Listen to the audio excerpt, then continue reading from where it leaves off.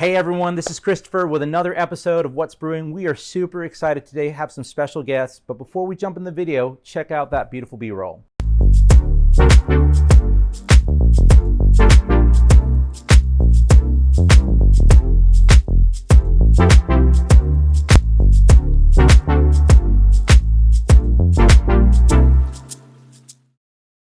So, welcome to your shop. Thank you for having me. Welcome to our shop. Yeah, go ahead and introduce yourselves and tell us a little bit about you, and then we'll talk about your business. My name is Kayla. I am co-owner of Katherine Grace Clothing Company. So I've been in the retail business for a little over a year now, Wow. Actually met Falon through my other business that was under a different name. I launched online during COVID. Okay. And really wanted a storefront, and I had picked one out, and COVID hit and the world was shut down 2 weeks later. That is classic. So yeah, when I decided to bring it home to Broussard, because this is where I live now, Okay. Falon reached out to me and said, hey, would you like a partner in this? And here we are. That's awesome. So Falon, go ahead and introduce yourself. Hi, I'm Falon. Born and raised in Morgan City, and then I moved to Both of us. Youngsville. Yeah, so met Kayla through, like as she said, I'm a shopaholic, of course, and met her through her other store. Always wanted to own my own business. I definitely have a passion for fashion. That is my As cheesy line, as of it course. sounds. Yeah, as cheesy as that sounds. Love design, love fashion. So very happy to become a co-owner of Katherine Grace with Kayla. And here we are today. Yeah, very excited to be here. So what's in the name? Tell me about, because I thought I would be meeting either Katherine or Grace today. She is normally here. Okay. She is our little junior CEO. She is my 3-year-old little girl. Her name is actually Katherine Grace. So, Grace Katherine. I'm so used to saying the business lately so her name is Grace Katherine. Yes.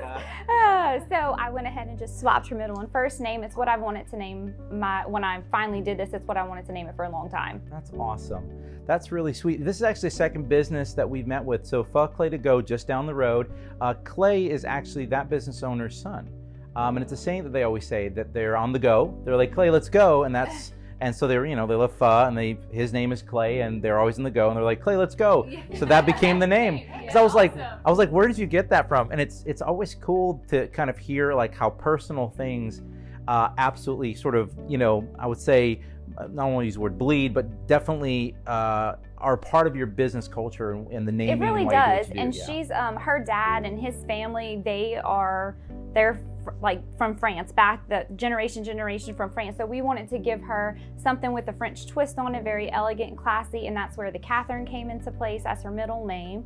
And so I don't know, when I think about fashion, I want to go to Paris. I think about that being such a huge place for great fashion, staple pieces, right. Staple brands there. And so I thought her name was perfect, and it was elegant. And for those watching and are not fashionistas, you should watch The Devil Wears Prada. You'll then appreciate fashion and how it does help us every folk who don't often appreciate it, how the colors that are picked and how materials are picked, and it very much trickles down in the industry. Again, if you don't know that, watch Devil Wears Prada. It's a good movie. You'll love it, and you'll probably better understand why fashion is so important to folks who are going to maybe not high-end fashion stores, but the every person. It matters. It does, and we like to carry things, and we will carry things that can get you through your everyday life. A simple basic goes a long way. Dress it up, dress it down, and then those staple pieces that for every special occasion in your life. So we want to be able to dress you for all of it. So talk to me about the store. So what made you, you mentioned you launched an online store. What was the reason why you wanted to get into retail? Obviously, I know you have a passion for fashion, and you've been in it. What made you want to do this here in Broussard now? Well, I've always wanted to do this. I started working with a physician about 10 years ago, and she owned a doctor's office, and she also owned a medical spa. She ended up promoting me to her office manager in the medical spa, where there was a makeup line, a health plan for people. I coached people in the health plan, I did their makeup, and I just fell in love with making women feel great about themselves. Yeah. People that you're already beautiful in the skin that you are, but you can dress it up, enhance it. I just fell in love with the idea. It made my heart happy seeing somebody else happy. I really fell in love with that. And the timing was just never right. I love fashion, I love shopping. I love shopping for other people more than I do myself. So it was perfect. Like the timing was just never right. I got married at 19, I became a mom at 21. So that was, my kids were first priority. The timing was, like I said, the timing was just never right. October of 2019, I suffered 2 strokes in 2 days at the age of 32. And that really took me to a place of, after months and months of rehab and learning how to walk again, talk again, eat again, just become a mother again. I couldn't take care of my kids for months. I couldn't pick up, my daughter was 18 months old when it happened. I was playing hide and go seek with her when it happened. And I couldn't pick her up for months. And that became, once I got back on my feet, it was just an eye-opening experience that anything can happen at any given second. I mean, I was playing hide and go seek, and next thing you know, in a split second, I couldn't walk, talk, I couldn't ask for help, anything. And so as soon as the doctors, after rehab, I learned to walk again. I still can't run that well, but I can walk good now. I don't have any excuse for not running well. I'm just not that good at it. So no, then I decided that, you know, I'm not waiting on time anymore. I'm diving in. This is what I wanted to do. I'm going for it. That is so exciting to hear. So I'm a type 2 diabetic. I ended up in ketoacidosis 2017.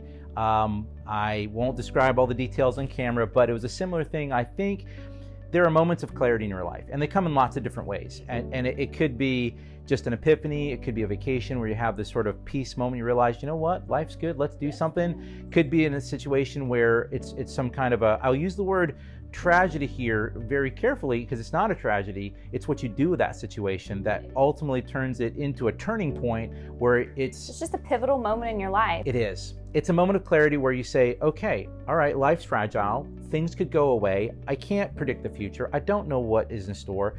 But if I'm going to live, I want to live to the fullest. And, you know, I want to live my very best. You know, and so I think for me, that happened to me as well. And that's exciting because I think when you go through something like that, one, what an amazingly awesome story of overcoming, right? Some folks could take that and say, I'm the victim, right? Life happened to me. And it seems like you've I'm sure had moments of doubt. There are probably moments of darkness and all of the feels that we go through all that. So I don't want to sugarcoat this here. But but at the end of it, it's the big picture is what you did with it. You didn't look at it as a victim, you became a victor. You took a situation and you're now turning it for good, which I think is such a wonderful story to hear, and that I think many of us can draw a lot of inspiration and influence from that, because we can often feel like there's a lot of bad things happening, but what are you doing with that for good? And this is, to me, a beautiful representation of that, and that's really exciting to hear. I did not know that. And that's why we do this series, right? Because you get to know what goes on. People see business and they think, man, they must be making $1 million. They're fancy. No. They're we might be spending $1 million. Right now? Yeah. We feel like we spent that much money, you know. But they don't see a lot of the humanity of running a business, the difficulty that got here. They see what goes on behind the scenes. Yes, which is utter chaos. Yes. Yeah, we were hanging chandeliers till 2 a.m. the night before last. I mean, it's not always beautiful. Well, you see, it looks very polished, but it's like all the stuff. My mentor used to say it's like a duck, right? On the surface, you look calm, cool, collected, elegant, but underneath the scenes, you're paddling away, right? You know, just working so hard. And that's it. I think overnight success, or any success for a business owner, is really not overnight. It's years of work. It's a lot of lost sleep. Yeah, absolutely. And I empathize with that myself. And a lot of people are like, man, you're doing really well. Oh, but if you knew what it took to get here, man. Do you know how much I've slept this week? Right, you know, or how much I have it, you know. It's all those things. Well, so Falon, tell us a little about you. So you met at the previous shop. So what's some of your background experience? So I actually graduated in business management and worked in interior design also. So like I said, always had a passion for fashion and design. You know, that's what I love to do. When I actually met my husband back in July of 2014, he gave her a lot of no's. Our first dinner date, I told him that I wanted to own my own business. How did that go? Yeah, that's what I'm about to tell you. So he said, okay. I thought I would scare him away because after being single for quite a long time, you know, I was set in my ways, very independent, working in the oil field for many years. But I didn't scare him away, which was... It's a good sign. Yeah, it was right? a good sign. Because that's a big goal, it's a big vision, yeah. So after turned down, you know, after asking many a times, okay, can we do this? Can we do that? You know, okay, can I own a boutique now? You know, after shopping many around here, I definitely had one favorite. It was Artesia on Johnson Street. She's no longer in business because she moved to Texas. This house just had the perfect charm and character. I was probably one of her hugest shoppers. And when she moved, it just devastated me when she closed down. I would actually travel from Morgan City to here just to shop at her store and buy staple pieces because she had unique items. And that's the kind of person that is exactly what I want to showcase here and display to my customers. But you know, give them designer garments, you know, high quality garments, but not at the designer price tag. Absolutely. You know what I'm saying? Yeah, competitive to the market. Yeah. Correct. So after he's turned me down many a times, finally, you know. This is such a joke because when she first approached me to be a partner, he came for our first like business meeting, and he point blank told me, she's asked me this plenty of times, and I said no, and I said no, and I said no, over and over and over again. That being said, after he's turned me down many a times, I found out what happened to Kayla, because we were not friends before. I mean, just kind of like acquaintances by shopping, you know, through her business. And he would go pick up my packages from her doorstep, you know, and so I told him, you know, actually I reached out to Kayla first before I even approached him with this. Keep it on the slide. Yes, that's what I was trying to do. So Kayla just said, you know, let's talk about it, because I knew how she had got burned by her previous business partner. And I was like, okay, let me just reach out to her. Let me just see what she says, what she has to offer, and what I can actually offer to her coming from the business background, the design background, you know, and what I can actually show to her for a storefront. So I was like, okay, let me reach out to her. Let me just tell her what I would have to offer. Let me set up a meeting with her. So I did that. Then I approached him with it. Oh my goodness. I was so shocked when he actually told me, yes, Falon, I think we can do this.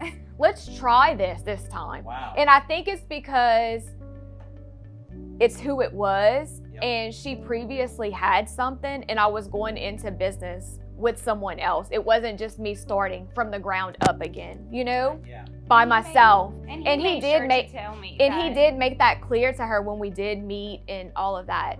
So all of that being said, you know, we had our meeting. We had a great discussion. We stayed there till almost midnight, that first night when we had our initial discussion. And then after that, Kayla and I pretty much hit the ground running from there.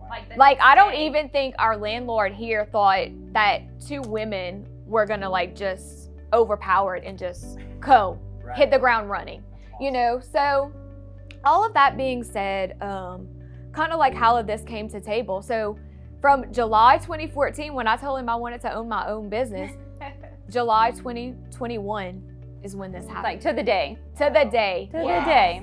So that's persistence. But back in, so I kind of had a down spell similar to Kayla.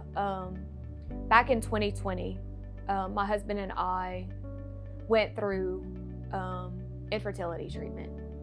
Wanted kids forever, you know, and just struggled.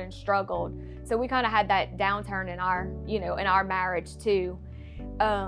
So this kind of just brought a new perspective, you know, and I'm just hoping to reach out to women and have a new platform for them and empower them, you know, because I love that. I know how I suffered from this, and I went through, you know, that tough time, and so did he, because, you know, we suffer, and we're just hoping that maybe, you know, this is God's blessing to bless us and provide for and help other women, you know, and make them feel good about themselves, because I know how I felt through the trying times. Yeah. You know, it and just help other families, you And know, help all these small businesses and we're maybe bringing in. you Like, know, that is eventually huge. we can both maybe have, you know, help charities or, you know, something in the long run, you know, once we get finished with all of these startup costs and, you know, all of that and established, you know, here. That I think is the biggest thing for me, you know, doing what I do. Technology is not a fun thing to sell. It's hard to market, and but it's been good. It's been good to me, and it's given me a chance to be able to do media stuff. You know, we do it for realsies, but getting to promote. And I think what you're saying here is this idea that when people are going through those tough moments, you know, it's these things can help boost, I think, our emotions. We often downplay how we feel.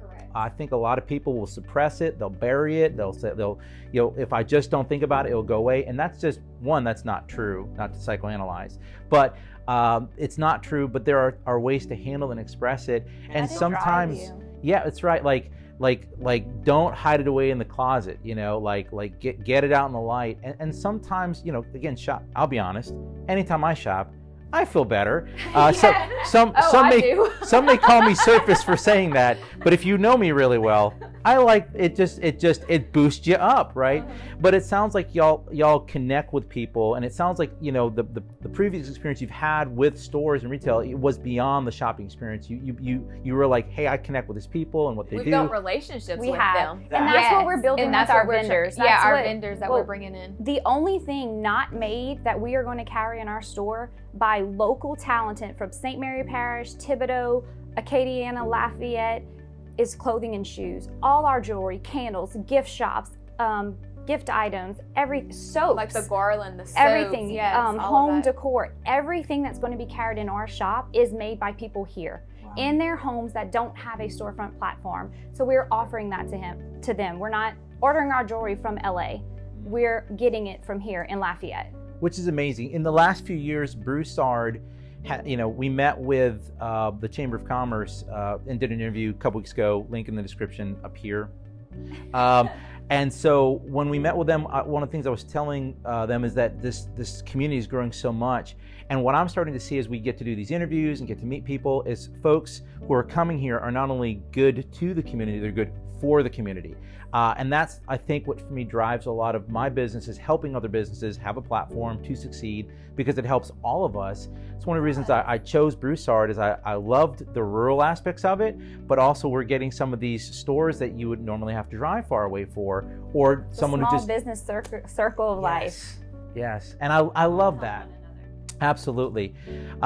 Well, that's it for today. I want to do a second interview because I want to talk about the pandemic. I want to do maybe a roundtable, folks. So I want to meet with y'all again. We'd love to. Yes. Thank you so much for hearing your story. Thanks for opening up and being vulnerable, because sometimes it can be tough to talk about our challenges. But for those watching, it's a struggle as a business owner. We're people too. And I think that it endears us to folks because we're honest and we're open, but it also helps people know that when you're supporting, you're not just supporting a company, you're supporting people, right? Who have a vision, who have a passion, who have a heart for this. And it's obviously we want to be profitable. I always like to say that, but there are things that count that can't be counted in business that we do it for. And I think your story and hearing your background and why you're doing this, I think just really brings that to light. So thank you so much for having us. Yeah. Well, that's it for this week's episode of What's Brewing. Thank you so much. If you like our content, don't forget to like and subscribe. It helps our channel, helps us do these videos for absolutely free and to support our local business. We hope you're doing well. We hope you're doing... Hold on. If you like our content, don't forget to like and subscribe. It helps our channel. I just told a joke beforehand. It's my outro, whatever. Click the button, and it helps us support business and do this for free. So like our channel. Thanks. See you in the next one.